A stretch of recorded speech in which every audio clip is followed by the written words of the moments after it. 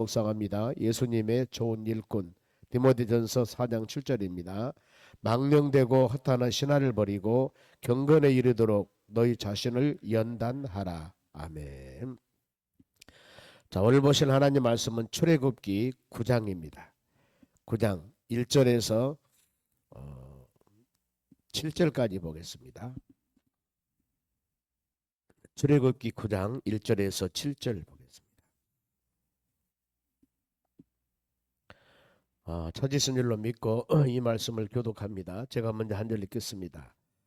여호와께서 모세에게 이르시되 바로에게 들어가서 그에게 이르라. 히브리 사람들의 하나님 여호와께서 말씀하시기를 내 백성을 보내라. 그들이 나를 섬길 것이니라.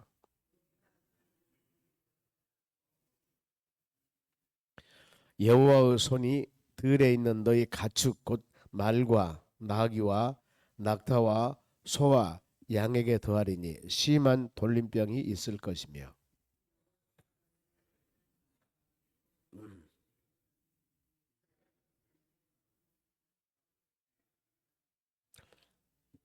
여호와께서 기한을 정하여 이르시되 여호와가 내일 이 땅에서 이 일을 행하리라 하시더니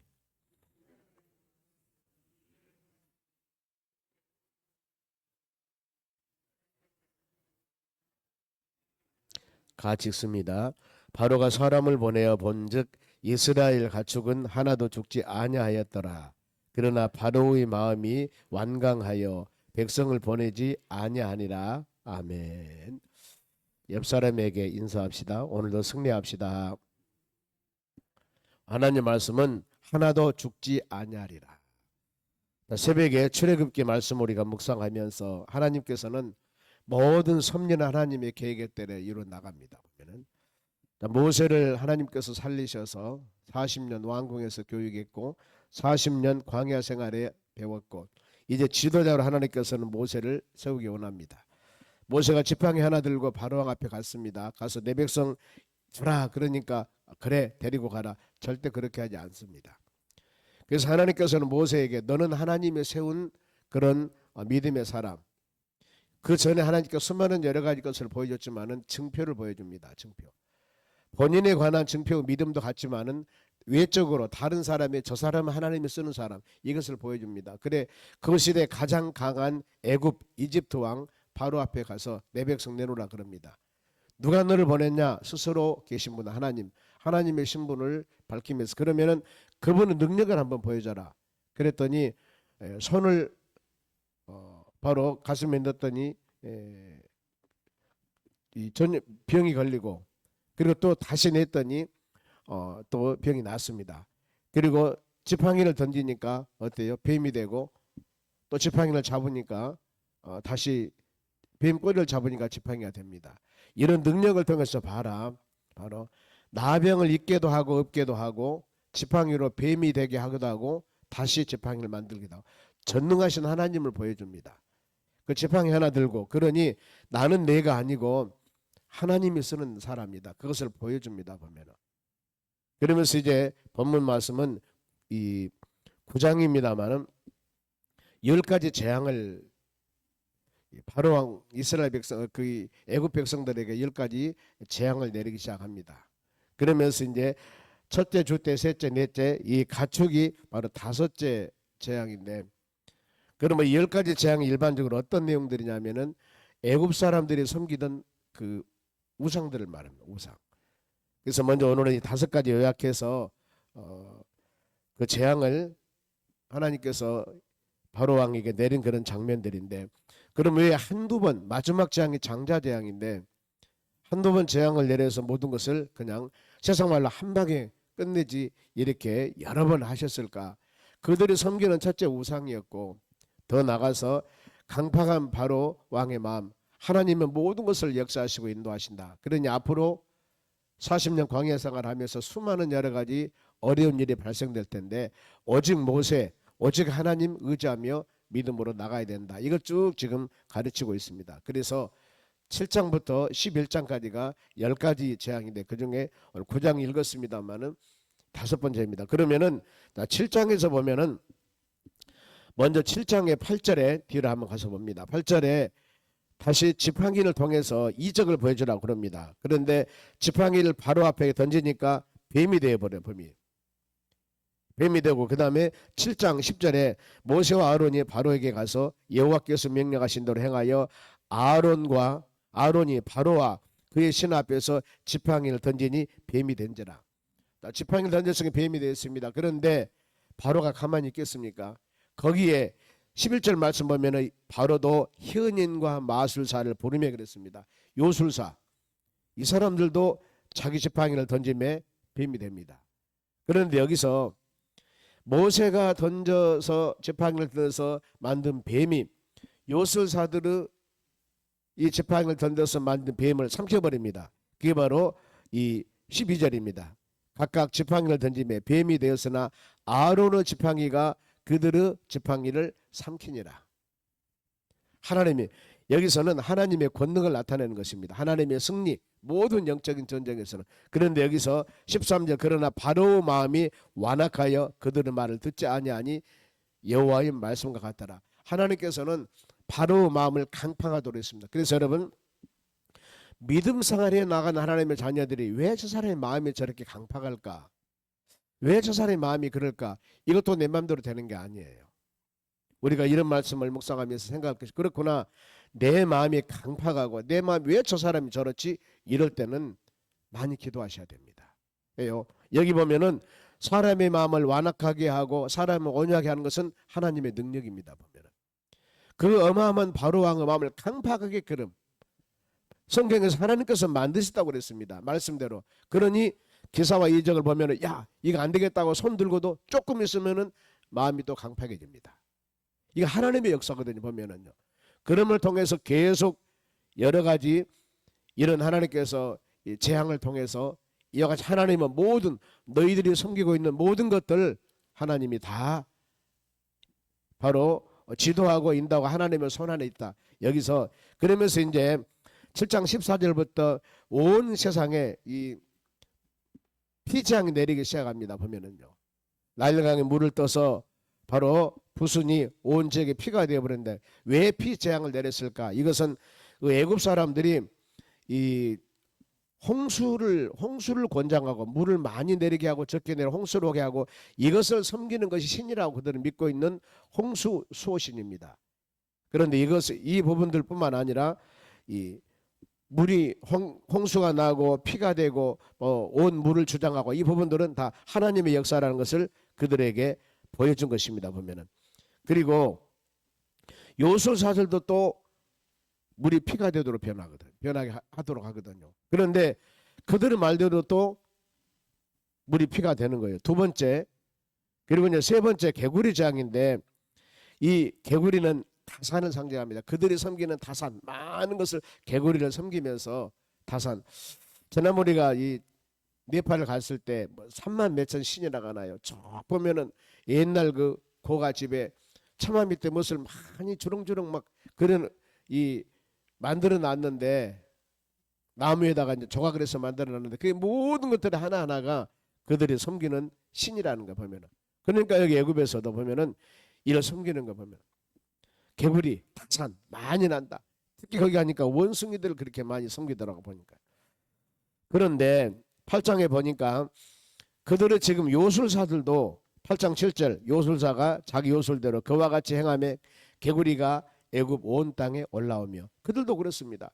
그러니까 피가 되고 개구리가 되고 이런 모든 것들도 요술사들이 그대로 하는 거예요. 그래서 세 번째 이제 이 재앙입니다. 이 온 땅에 이가 득실거되도록 하는 거 보면은요.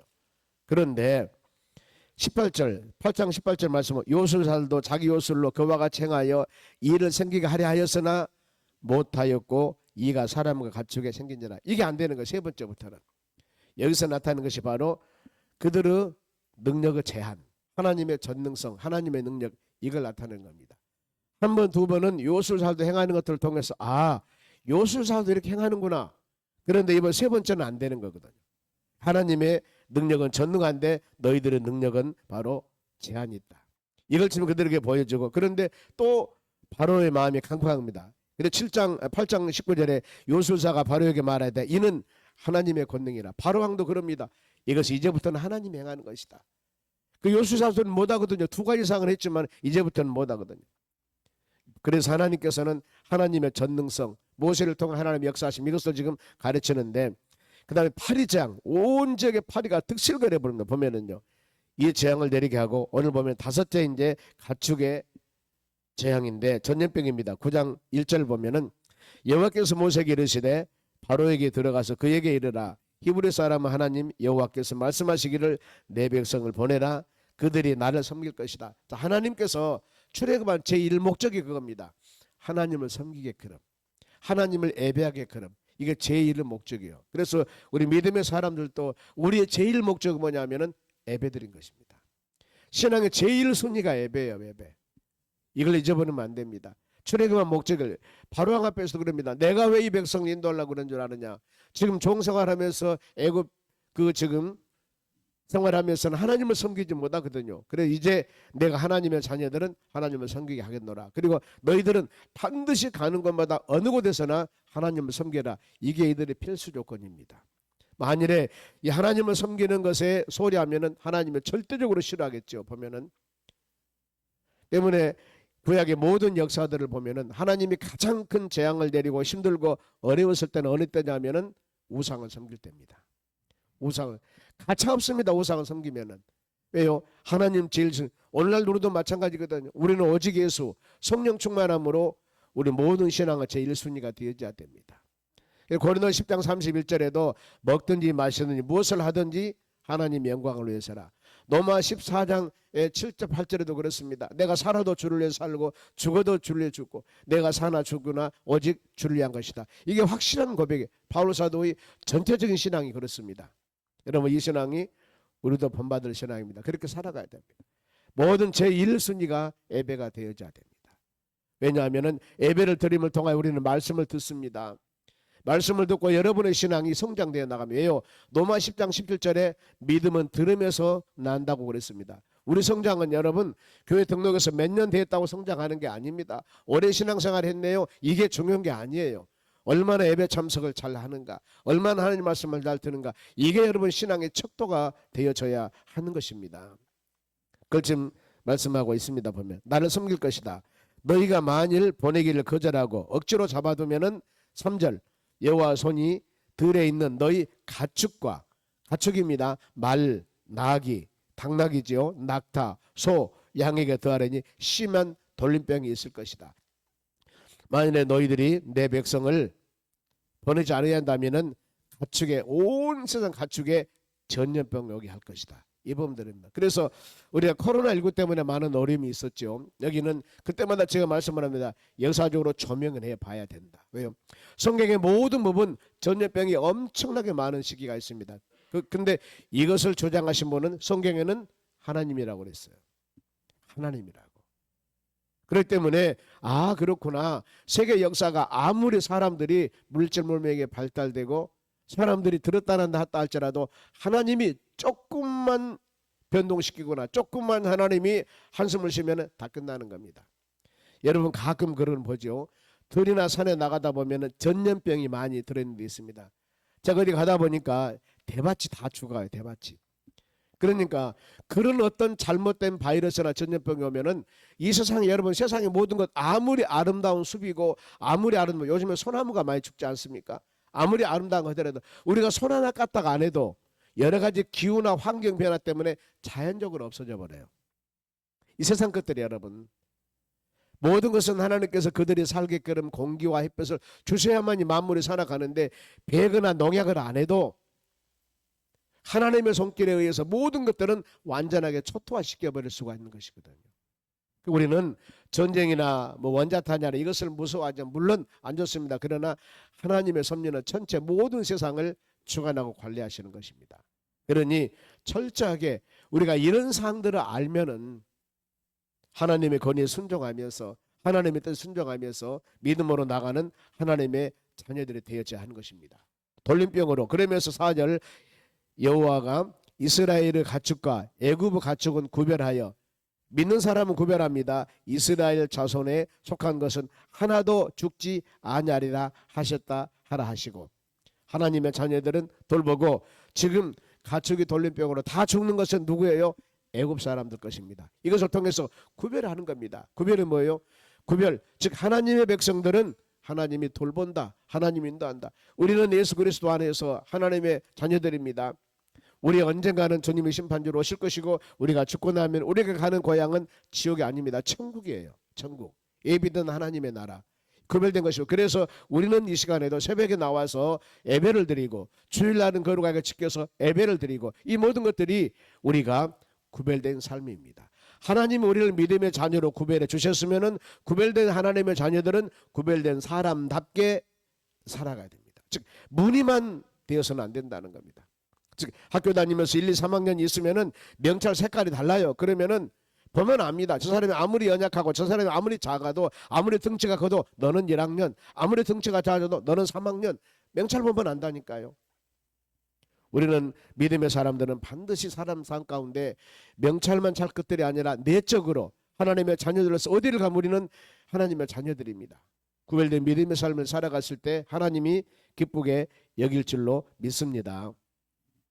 그러면서 이제 이스라엘 백성들은 돌본다고 그랬습니다. 그러면은 이 가축 재앙을 통해서 다 가축을 주군이 보내야 되지 않겠습니까? 그런데 안 보냅니다. 7절, 바로가 사람을 보내어 본즉 이스라엘 가축은 하나도 죽지 아니하였더라. 그러나 바로 마음이 완강하여 백성을 보내자.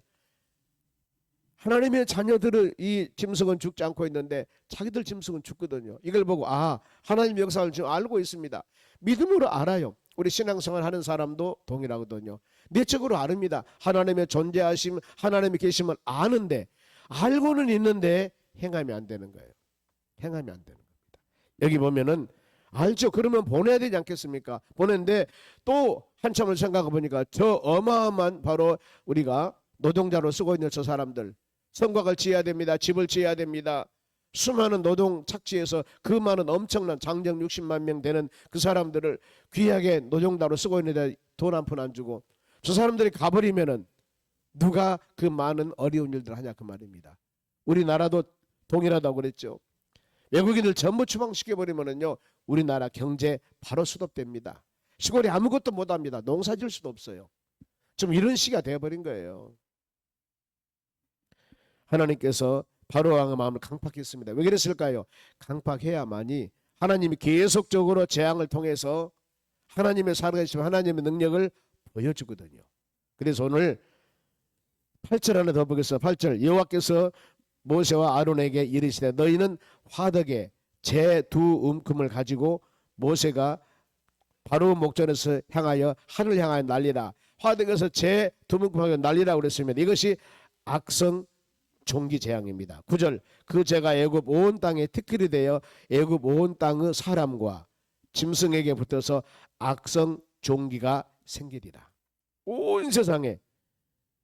그 10절, 그들이 화덕에 재를 가지고 바로 앞에 서서 모세가 하늘을 향하여 날리니 사람과 짐승에 붙어서 악성 종기가 생기고, 수많은 사람들이 악성 종기에 퍼져가지고 골마 터지고 막 이런 상황이 되는 겁니다. 그런데 요술사들도 해보죠. 11절, 요술사들도 악성 종기로 말미암아 모세 앞에서 서지 못하니 악성 종기가 요술사로부터 애굽 모든 사람에게 생겼다라 그랬습니다. 그런데 그러면 바로가 손들고 내 백성 인도가 나가야 그랬습니까? 12절, 그러나 여호와께서 바로의 마음을 완악하게 하셨으므로 그들이 말을 듣지 아니하니 여호와께서 모세의 말씀대로 하였더라. 5가지 6가지 재앙, 또 악성 이 종기가장, 이 모든 것들을 보면은 하나님이 다 주장하시는구나. 그래, 우리의 삶 가운데 수많은 여러 가지 환경에서 어떤 변화, 독종, 수많은 여러 가지 것들이 있을 때 우리는 항상 믿음의 사람들은 시대적인 환경적인 여건도 우리가 보지만은 뒤에서 역사하시는 하나님의 선한 뜻을 항상 마음으로 새기셔야 됩니다. 그러면서 회개하고, 그러면서 하나님의 선한 뜻을 마음으로 깊이 생각하며 믿음으로 나갔을 때 하나님의 역사가 임하게 된다는 것. 모든 세상 만사 일은 그렇습니다. 어떤 일들이 발생되었을 때 그 일들을 놓고 우리가 기도하며 간구할 때 반드시 하나님께서 말씀을 통하여 깨달음을 줍니다. 원인이 이것이로구나.